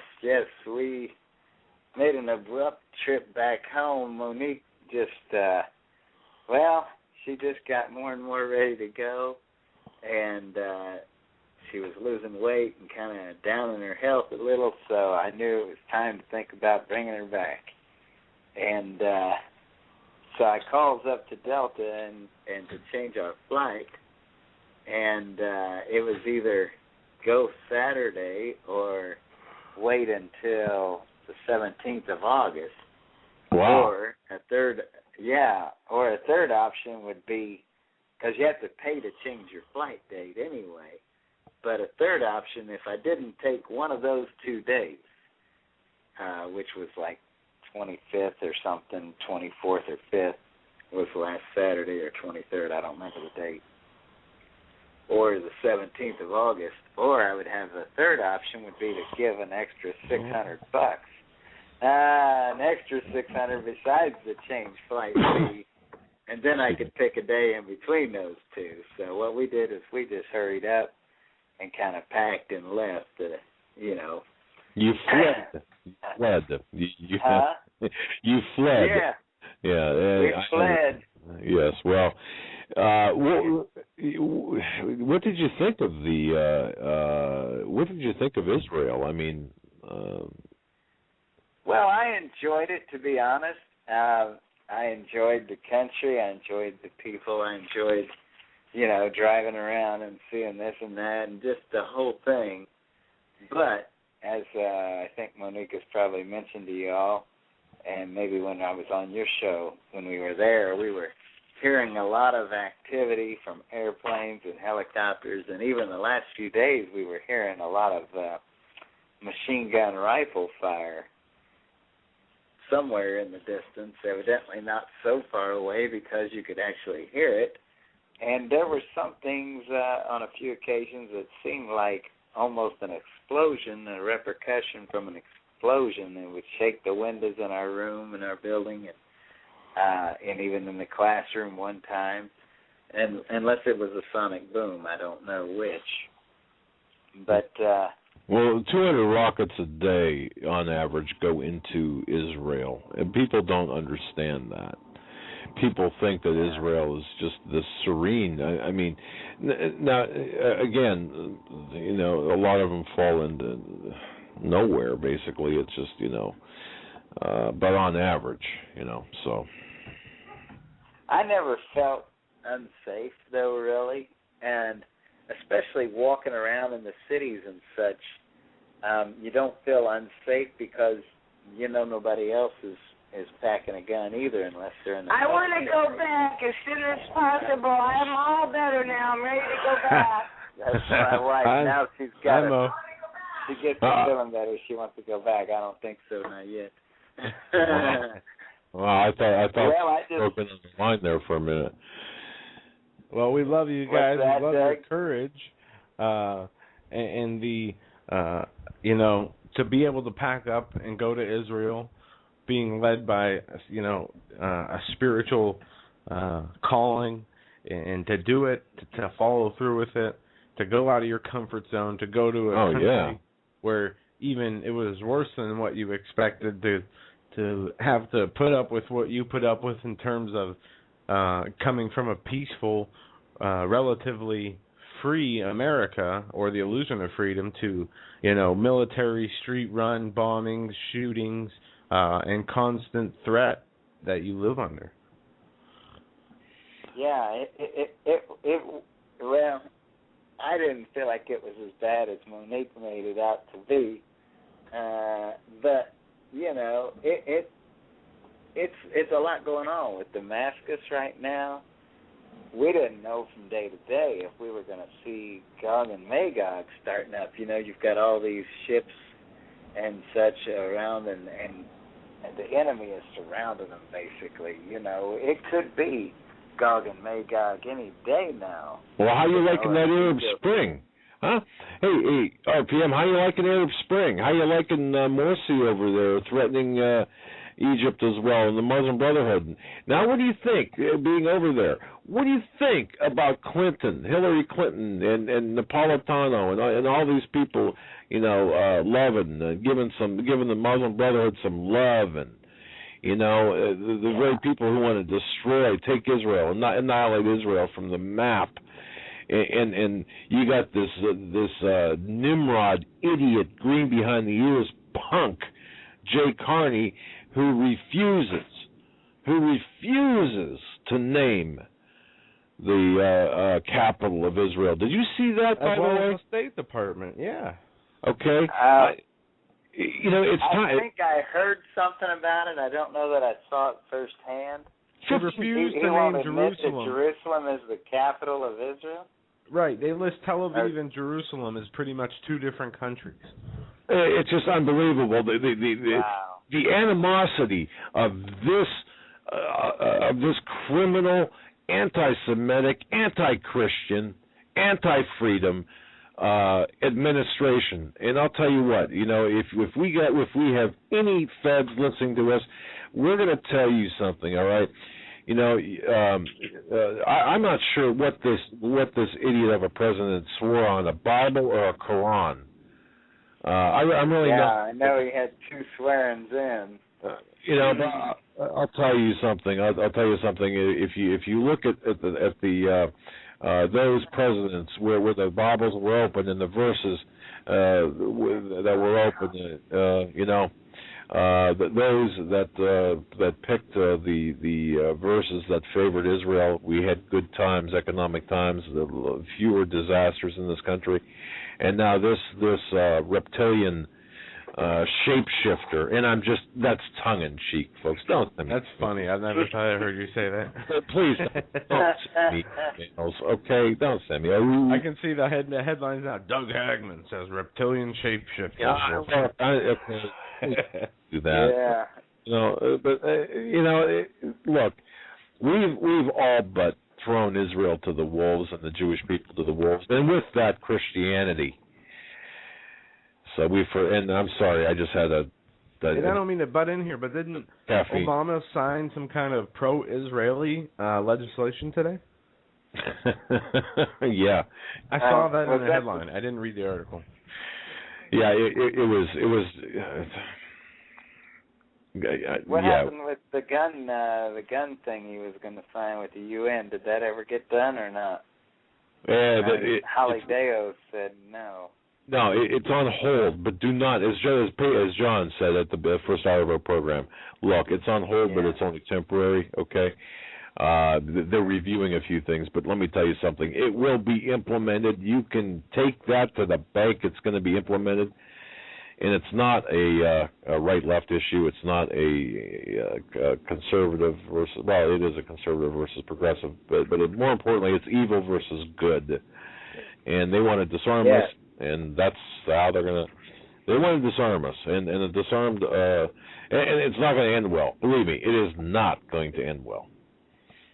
No, if they I'm try. afraid not, but look like, with what you said about the Muslim Brotherhood, it's like every time they take down a leader, and then we all saw that coming in Egypt when they took away Hosni Mubarak. It was like next thing you know, they're having elections and yada yada, and then it looks like he might win. It looks like he might not, but of course he did win, the Muslim Brotherhood guy. You know, and it's like we knew he was going to, and the same with Libya. It's going to be Syria, the same. Every time they take down a leader, they're putting up a man that has a bad agenda against Israel and the U.S. both. Of course. The Western way of life, England, all of us, Australia. This is, it's all being threatened. Everything we've known our whole lives and all the stuff we've worked for and have tried to accomplish in our lives. But, you know, these are signs of the times, brothers. If you look signs of the times. Psalms 83, 3 and 4, it talks about anti-Semitism, you know, and I believe we're going to see that more and more, not just from Mel Gibson either. It says they have taken, in verse 3 of Psalm 83, they have taken crafty counsel against thy people and consulted against thy hidden ones. They have said, come and let us cut them off from being a nation. Now, who does that sound like? That sounds like Ahmadinejad right there. Let us cut them off from being a nation, that the name of Israel may be no more in remembrance. This is right out of the Word of God, folks, but it sounds like it was a quote from Ahmadinejad over to Iran. It's like it could have been as easily a quote from him. And they have consulted together with one consent. They are confederate against thee. I mean, this is what we're at. It's like, well, yeah. I mean, I know we could get hit, but, you know, they're surrounded for real. Well, they are, and I'll tell you what, it's not by accident. It's by this Muslim, if not fully, Muslim by parentage, president that we've got. I don't even want to say president, the resident that we have. He is a Muslim. No ifs, ands, or buts about it. Yeah. He was a Muslim father, a Muslim school, Muslim upbringing, Muslim mentors. He said he was Muslim before having to be corrected by an interviewer. Who of us would say during an interview we are Muslim accidentally and say, I'm Christian? That doesn't happen. About our Muslim faith. Yeah, I saw that.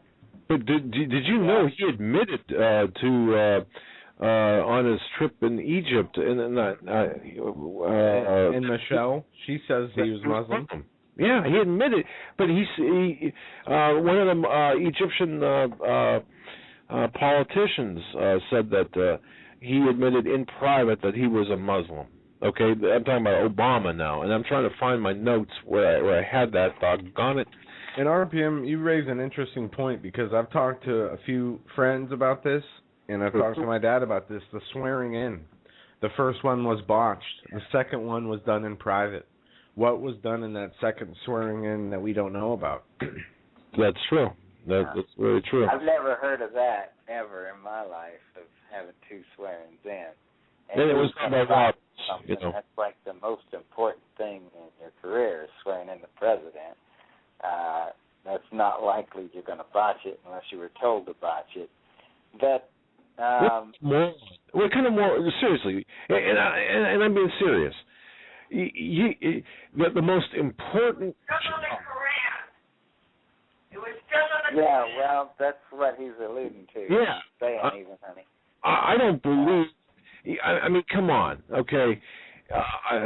You would have to be a complete moron to botch that, unless there was a secondary agenda to it. But I want to say one thing, and then I'll shut up. 2010, Obama meets one-on-one with Egypt's foreign minister, Ahmed Abdul Gait, who later remarks on Nile TV, "The American president told me in confidence that he is a Muslim." That's 2010. Yeah. So anyway. Yeah, I remember that too. I sure do, Doug. That's what I love about your show, is that you refresh people's memories of things that we forgot. American people are bad about forgetting. We'll hear something important, but then we forget it because we're so busy with life, you know. Everybody's got to go to and fro and make money and pay the bills and take care of kids. But you know, and the media created ADD, story jumping, and, you know, flavor of the week reporting that they do. It does not help. Yeah. No, we have a very short attention span now as Americans. I'd hate to even know the stats on that one, you know, but the children are, I know you were talking about that the other day on your show, Joe, about how when you were a young lad, your mom would say, "Close your mouth," you know, when you're watching TV. I say that to them now. Close your mouth for different reasons. No, but no. Yeah.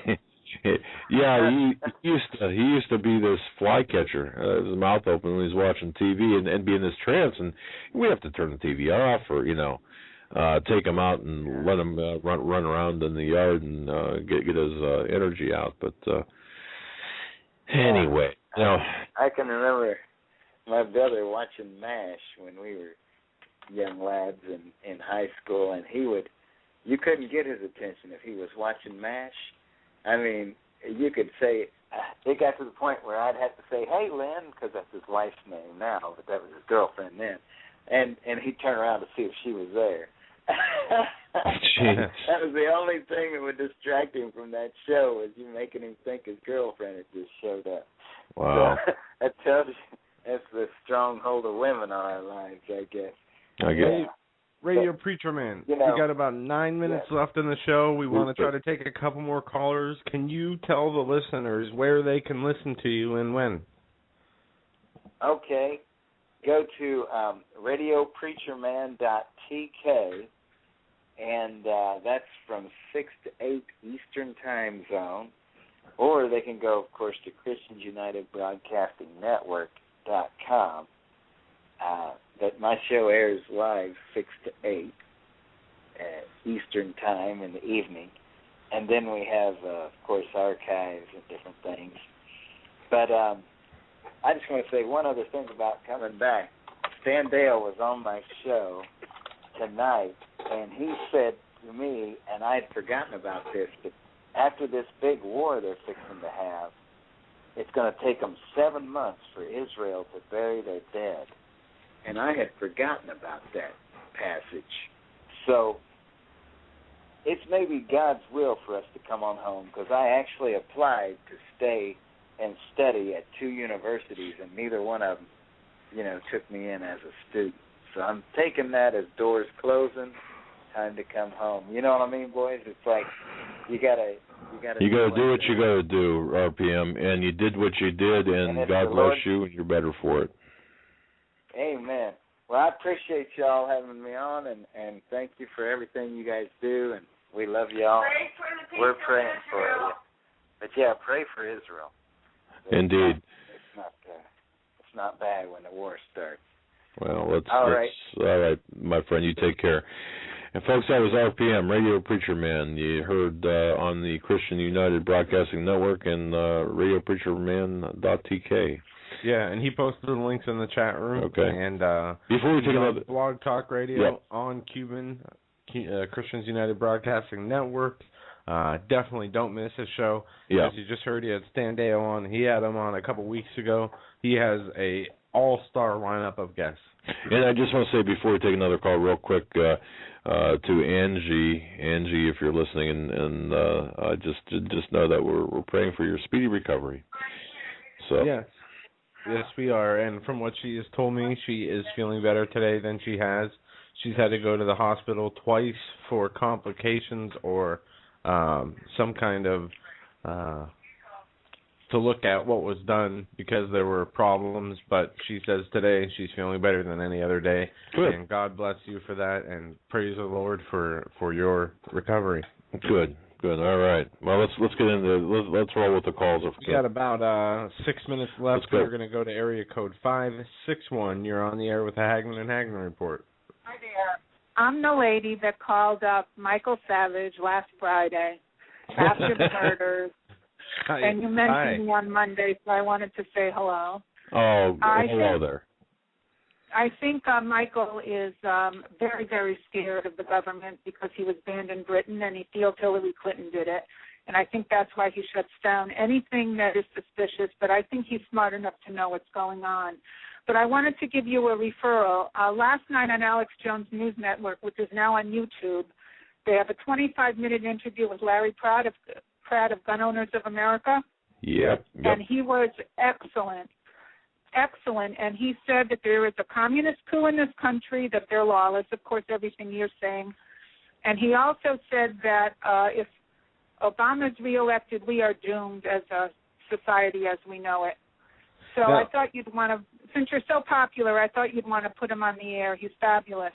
Oh, yeah. In fact, the gentleman I talked to today was talking to Larry Pratt here this week. So, yes. I heard it. That's why I called you in the second hour. And I want to thank you. Also, one more thing. Alex Jones had a sub today on his show, a 3-hour broadcast with the people that did the Oklahoma City movie production. Yeah. They had a woman on in the third hour who has worked for, after 9/11, started work for Homeland Security, and she realized it was a fraud, and she exposed them, and she was targeted. And she's friendly with Brittany Murphy, the movie star that died, and she says that she was murdered and her husband was murdered. So you might want to listen to that on replay, too, and get her on your show. Thank you. We will. Did you happen to hear Michael Savage on the 25th, maybe that was yesterday, talk about how body armor and clips, that 100-round clips should be banned to the American public? Well, actually, I went to Mark Levin because I was tired of his attention deficit disorder. Yeah, look, I've talked to Michael Savage on and off air, and I've got to tell you, it surprised the heck out of me that he would say, because I've been on a show, and to equate me with the black helicopter crowd, I wear that as a badge of honor, I guess, at this point. But, I don't know. You're right, though, Carl. I got a feeling that he is afraid, given his... well, considering the books he wrote everything that I just said, and he cut me off. So, that's why I called, thinking that he would elaborate on it. His call screener was very interested. As soon as I said that the treaty is going to be signed on the 27th, he says, "Oh, I get your point. Hold on." So, it was the topic of conversation. In the meantime, nobody's talking about the treaty. And Larry Pratt said that or did you say it? I can't remember who, that it's going to include small guns as well. Did you say that tonight? Yes, conventional arms, correct. And yes, absolutely. If not, we've been saying that, but yes, it does include small arms. And one more important thing, and I'll let you go so you can grab one more call.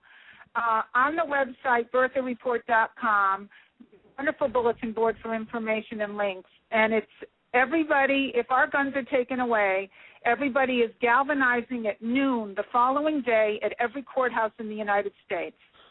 So I want you to bear that in mind and remember it. Every courthouse in the United States, 12 o'clock noon the following day. If the treaty is signed, or is that what you're saying? If they start taking our guns away and the treaty is signed. Okay, and you can put notes on that. You can put notes on that website also. Okay, good. BerthaReport.com. Bertha Report. Yeah, I'm familiar with who runs that site. In fact, we've had that person on. So, okay, very good. Thank you very much, caller. Have a nice weekend. Bye. You too. Thank you. Interesting. And that's amazing that I just wrote in the chat. We must be growing the. I think it was last Friday or either Monday. Somebody alerted us into the chat room that we were mentioned on Michael Savage, and he, went on about the black helicopter crowd and the crazies. And we went back and listened to the call, and the lady just said, Go on to Doug Hagmann's website and look at this, and she was cut off immediately. Yes. And then I heard him, like I said, on the 25th, talking about why do citizens need body armor to hunt? Why do citizens need more than, X amount of bullets in their clip to hunt? Call me and debate me about it. Well, we play the clip we have over and over. The Second Amendment is not given to the United citizens so they can hunt. It's given to the United citizens so they can fight against the tyrannical governments that end up taking power after years of, people not paying attention. That's right. I don't want to. No other arguments to be made. I want several of them. Look, folks. Michael Savage, if you're listening, it's not about hunting. The right to bear arms is the right the people have had and will have, and it's not the right to bear arms you like or Obama like. It's the right to bear all arms that are available to our military and etc. Oh, believe me, this will get to Michael Savage. I can guarantee that. I hope it does. No, I guarantee it will. God bless you, folks, for listening, for spending your Friday night with us. And if you're listening to this on archive, spread the word about our program. Fastest growing on the internet. God bless you. Thank you so very much, Joe. I just want to say we love each and every one of you. God bless all of you.